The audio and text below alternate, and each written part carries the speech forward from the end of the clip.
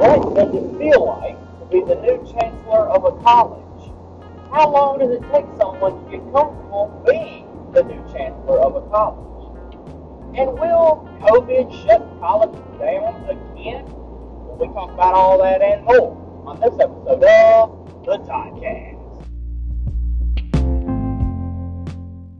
Hello, everyone, and welcome to the Toddcast. As always, I'm your host, Todd McManus, and today is a very special episode because joining me is the new Chancellor of Louisiana Delta Community College of Monroe. Ladies and gentlemen, please welcome Chancellor Dr. Randy Esters. Dr. Esters, how are you doing today? I've never been better. How are you? Doing good. It's pretty hot outside, I'll say that. Yeah, I know. That's why I closed the blinds. I don't even want to see how hot it is out there. And so, first off, like I said, I've been doing this with a couple of guests so far.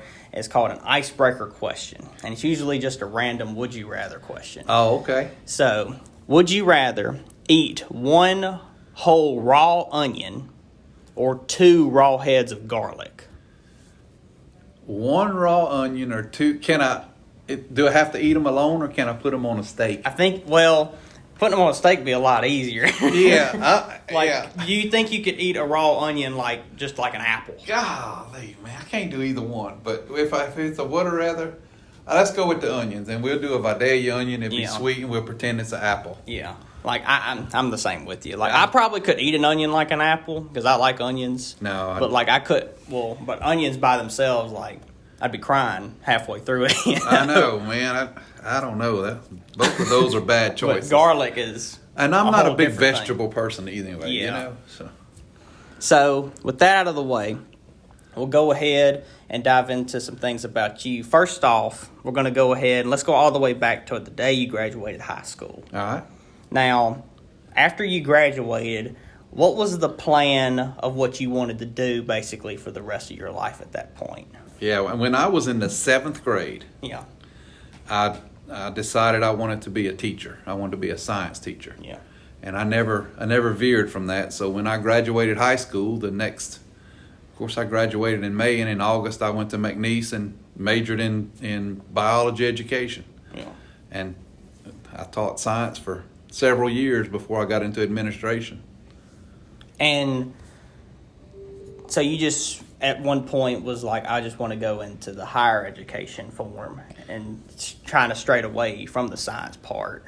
Yeah, people ask that question a lot, and they say, if you could do anything, what would you do? If I could do anything in the world besides this, I would go back and teach 7th and 8th grade science because that, I'm telling you, you talk about fun. Yeah. You teach 7th and 8th graders, they're still young enough to be interested in that stuff, but they're old enough to kind of take care of themselves. Yeah. But I was a principal in Allen Parish at Fairview High School. Yeah. And got a phone call and was asked would I be interested in going to Sewella, which is the community college in Lake Charles. So, why not? Yeah. Gave it a shot and wanted to be in higher ed. I've got an older brother, and you know how that is. The older brother sets the trail for the young siblings. Well, he was in higher ed. So I figured it was a good path and jumped off, and it's been good ever since. Yeah. And with all of that, you did get your doctorate of education from Lamar University. Yeah. And once you changed from being the 7th, 8th grade teacher to going into college education like that, like you said, you really haven't looked back on it that much. Mm-mm. Going back, man, I wish I would have gone back there, but I'm perfectly fine where I'm at right now. So yeah, I've never really second guessed. My career has been, it's been more of a calling really than a career. Yeah. Because if you look at what I've done, I went from teaching K-12 science to being assistant principal to a principal to a dean to a vice president to a president. So it's kind of the natural order of things. Yeah. So I feel like I've kind of reached where I need to be. Yeah. So I don't know if that makes sense to you or not, but it's just been a kind of a path, and it's had some little trails off to the side, but I've kind of stayed on the path that I felt it's been laid before me. Yeah, you kind of like worked up on the chain of education, basically. Yeah. And when you were in college, how was your college experience at Lamar University? Oh, at Lamar? And all the colleges basically that you were attending. Well, it's a whole different thing. You know, your undergraduate, when you're a freshman and sophomore, your college experience is a little bit different than when you're in doc school. And I probably don't need to go into my freshman and sophomore year. But doc school, you know, when I was at Lamar, I was working full time, and it was a face-to-face program. So we would go every other weekend, and we took classes on the weekends. But it was all face-to-face. Yeah. And it was 3 years of you lived it, you breathed it. You know, on the weekends when I wasn't in Beaumont, I was writing my dissertation. So, yeah, it was challenging, but I'd do it again. Yeah, I believe the head first, it's this and nothing else. That's it. Because I have a friend who is attending VCOM over at ULM Oh, now, yeah. and he said it's because he just started his second year. Yeah. And he said it's like 5-6 tests a week. Yep. There's nothing you can do. There's this and sleep. And that's it. That's your life. You know, I remember walking into doc school the first week, and one of the professors said, "Okay, I need a 15-page literature review." Yeah. And we was like, "Wow, 15-page, that's a lot." And he said, "Oh, but don't worry, you got until day after tomorrow to do it." I'm like, "Are you crazy?" But then by the end of it, you know, after 3 years, it's like 15 pages. That's not so much. Yeah. So you learn how to say very little in a whole lot of words. Yeah. And once you got your doctorate, or when you were getting your doctorate, would you say that it was pretty difficult at that time to get it? Oh yeah, it was a lot of work. Yeah.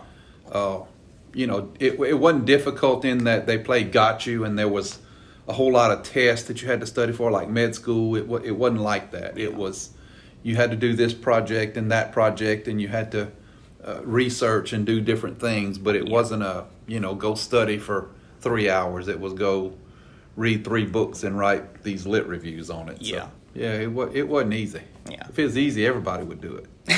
You're not wrong. Everybody would have the doctor title to them. Yeah.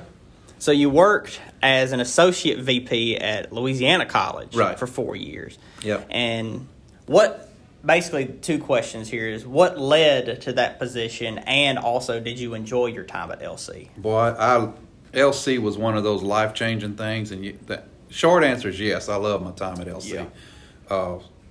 They gave me opportunities to travel as the vice president for international affairs. Yeah. So I did a lot of traveling, recruiting overseas, setting up programs overseas, that sort of thing. Yeah. So for an old country boy from Elton, Louisiana, you know, I'd been to Texas before, and that's a big trip. So all of a sudden you go from crop duster to jet. So it was real cool. So yeah, I did enjoy my time at LC. Now, what was the other part of that question? What led to you going there? Oh, it was I knew the president at the time, Dr. Joe Aguilar. Yeah. And we actually worked together. He was superintendent in Beauregard Parish. Yeah. When I was a teacher. So in my first assignment, actually. So I knew him back then, and he watched my career. And when I was at Oakdale as the assistant campus dean in Oakdale at the technical college. And he recruited me from there because he had been watching my career, and we knew each other and that sort of thing. So it was a cool deal, actually. And previous to this position that you're in now, you were the president of North Arkansas College. Yeah. Now, basically the same thing of that. How did you get to that position, and did you also enjoy that position as well? Yes. North Arkansas, I mean, if you go to Branson, the college where I was president is like 25 miles due south of Branson. Oh, okay. So it's in the Ozark Mountains. Yeah. It's beautiful there. The people are great. I mean, it was an experience of a lifetime, and I loved it. Kind of weird the way I got there. Yeah. We had never been, my wife and I had never been to Eureka Springs. So we saw that advertisement for that job, and I told her, I said, I'm going to apply for this job in Arkansas. And she said, what are you going to do that for? I said, well, maybe I'll get an interview and I'll get a free weekend in Eureka Springs. Yeah. All I wanted was the hotel room paid for. Yeah. Well, by George, they fooled around and hired me. Yeah. And so stay there for 4 years. Yeah, 5. Yeah. I mean, it just a few days short of 5 years, and it was a great experience. It really was. But it's Arkansas, you know, and I'm from Louisiana. Yeah. This is home for me. My mom's still alive and kicking, and so she would call and say, Randy, I need, and I'm 8 hours away. Yeah. And when Mama calls and said I need, and you're so far away, you try to figure a way to get closer to home.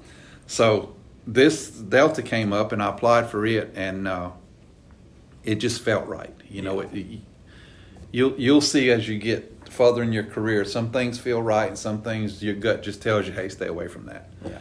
But Delta's, it just felt right. So things just worked out. And here I am. So far, so good. I'm like 80 days into it. Yeah. They hadn't fired me yet. Yeah. And that's always a good sign. Yeah. And because I talked to both former chancellors over here, the interim Chris Broadwater Right. and the former Dr. Scott Rule. And then now that you're here, now after Dr. Rule had left, Right. when this position became available at that time, were you you applied, correct? Like you didn't because whenever that comes up, I get a little bit confused because I'm not into I don't know the statistics of the higher education world, you know. Right. Like I don't know if you were asked or you were like, hey, this is open. I'm going to put my name in the pot and see what happens. So that's basically what happened is that you were like, you know what, I'm going to apply for it. That's basically what happened. Yes. This was the weirdest thing, you know, that I think I've ever. When things are meant to work out, they work out. Sometimes it's a bumpy road to get there. Yeah. So what happened is when it came open the first time, I applied. Yeah. And went through the interview and was, you know, a top candidate, obviously, and then Dr. Rule was selected. Yeah. Well, he stayed such a short time that there was really no reason to reopen it, so they just looked to the pool that they had before, because if they would open again, they'd have got the same candidates, spent all that money to do the whole search over. It'd still be going on and now. it would still be going on, and they would be looking at the exact same people that they had just done. Yeah. So basically, they said, hey, let's go back to the pool that we had before, and let's revisit those candidates and see if anybody makes the cut and would be a good fit for Delta. So, hey, it's not always bad being the number 2. Sometimes it works out. You ended up making it. So. I made it. And so with all that, how has it been so far being here at Delta? You know, it's been a challenge because Delta is a lot bigger than than the college I came from. Yeah. You know, the college I came from had about 1,500, depending on the semester students. Yeah. We have about close to 5,000. We got 4,500, 5,000 just for credit students. But then when you add adult ed, workforce, we're closer to maybe 15,000. Yeah. So I had 2 campuses in Arkansas. I've got 8 here. Yeah. So just the scaling up of the thought process and all of the, all the things to do it's been a challenge. It's just a learning curve on my part. And then there's, the LCTCS, which is the parent organization. They have a different way of doing things. I answer directly to a board in Arkansas. So that's where my CEO training came in, was answering to a board. Well, here I answer to a president who answers to a board. Yeah. So it's been a challenge, but it's been great. We've made some good things happen. There's a lot of exciting things going on. We're getting some new equipment in. We're getting buildings built. So in a short time, we've had a ball. Yeah, in less than 100 days already. Yeah. We need to count how many days it's been, because I figure if I can stay 91 days, I'm in good shape. And because I've talked with the ULM president, Dr. Berry, twice now, And have you met with him and got accompanied here? Of course, because I know that like the program of that you spend 2 years here, and then you can finish out a 4-year by going your next 2 years at ULM. Like, have you been working with him on that too? Oh yeah, the 2+2 agreements are so important with us, and ULM, Tech, Grambling, those are kind of our partner institutions. ULM, obviously from Monroe, is our go-to. Yeah. Dr. Barry is fantastic. I mean, I don't know if you got to know him as a person and just talk to him. I've talked to him a few times. Just a great guy. Yeah. So I've really enjoyed. We spent a little time together, just visiting, getting to know each other, and I can tell you the university's in good hands. So yeah, we work together on things, 2+2 agreements, but we also work together on economic development things. Best interest of student things, all of those categories. So yeah, he and I, we try to stay connected. Yeah, and because I follow Monroe City's Facebook page, and I knew that they were like putting around flags for ULM, right. Delta, even helping out VCOM too, because like they're not a part of ULM, but they're with us, Yeah. Like because even though they're on the same campus, it's not ULM's VCOM, right? But it's still like we all gotta work together to get the students on up there to where they want to be. Yeah. And since being here at Louisiana Delta, what is your favorite part of being in this position so far? Shoot, there's so much, man. You mean about being here, in this community, or at this college? Well, you can take it both ways if you want. All right. Well, in the community, it's the food. I'm from Louisiana. Yeah. I moved to Arkansas, and every time we come back home and then go back up to Arkansas, we always went with ice chest full of boudin and sausage, because you crawfish. You can't get that stuff up there. So yeah, being able to just go to the store and buy the necessities, it's been I've gained 5 or 10 pounds, but it's been fantastic. The job, my favorite part is the people. I tell you, I inherited, the people that work here are phenomenal in every department. The instructors are great. They care about people. They care about students. Student services are great. It's just good old Southern hospitality. It's what you would expect. So, that's been my favorite part here, is getting to know the Delta family. Yeah. And like you said with the food, Arkansas's got some pretty good barbecue the last time I went. They do have that. They got some pretty good barbecue. Yeah, because I went, where'd I go? It was a little town right off the Buffalo River, because that's like the thing for a lot of people that I know. Jasper? I think so, because it was like Razorback Grill or something. You was in Yellville, Razorback Ribs. Yeah. Yellville, Arkansas, home of the turkey drop. It was pretty good, I gotta say, because we got that, and they served this like big old potato that's full of stuff. Oh yeah, and it was like we didn't eat. Like one guy ordered 3 different things, and I don't even think he ate one of them. Do you remember? You may be too young to remember WKRP in Cincinnati. That it's a TV show. Well, it starts off where they fly over an airplane and throw turkeys out the airplane. Yeah. Well, that's the thing with WKRP. Well, that is the turkey drop in Yellville, Arkansas, where you ate, is they fly over an airplane, throw turkeys out the airplane. So that's your bit of worthless information for the day. You're welcome.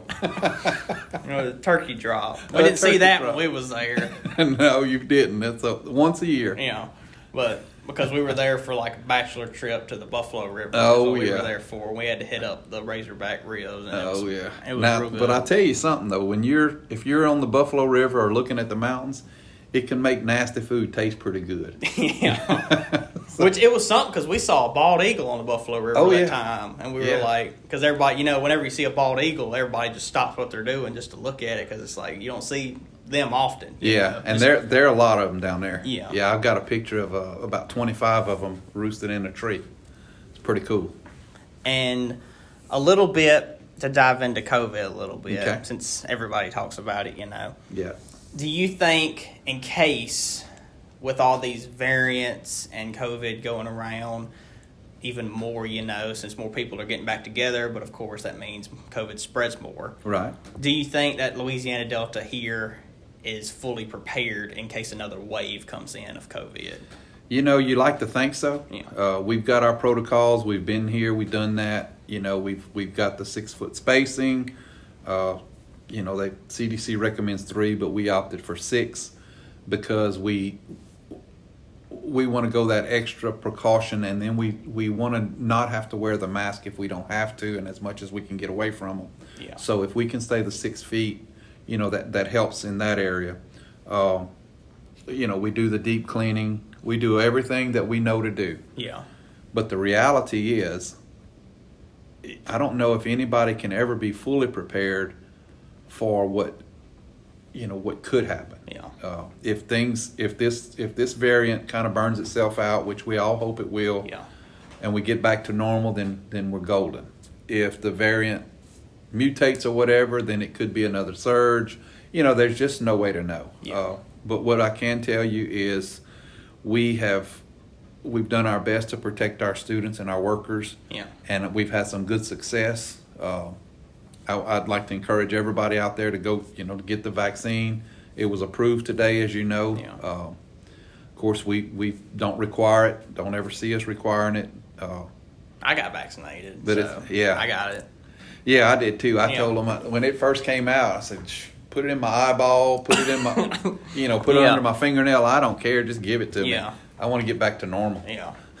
Which also, whenever you were at North Arkansas, whenever it began, what was that like? Because that was probably, it was a scare for us because it was just weird, the idea of we're in the middle of a semester in March. Yeah. And Dr. Bruno, the former president at the time, said, okay, we got to all go online and we're sending everybody home. And then I came over here like a month later in April. Yeah. And I'm pretty sure I was the only one on campus. No workers, no nothing. It was, and I've never heard a college campus more quiet than that, It was weird, wasn't it? Yeah. We kind of did the same thing. When it first came out, the first case was reported on a Thursday.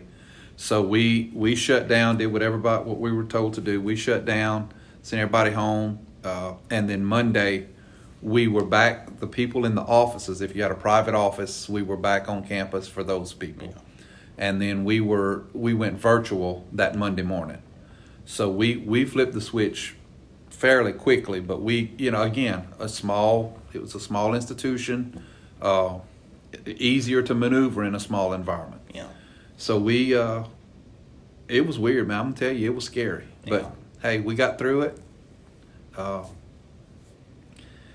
We've all lost relatives, we've all lost friends, and it's a bad deal. But life goes on. We have to get as close to normal as we can, and that's what we try to do every day. Yeah.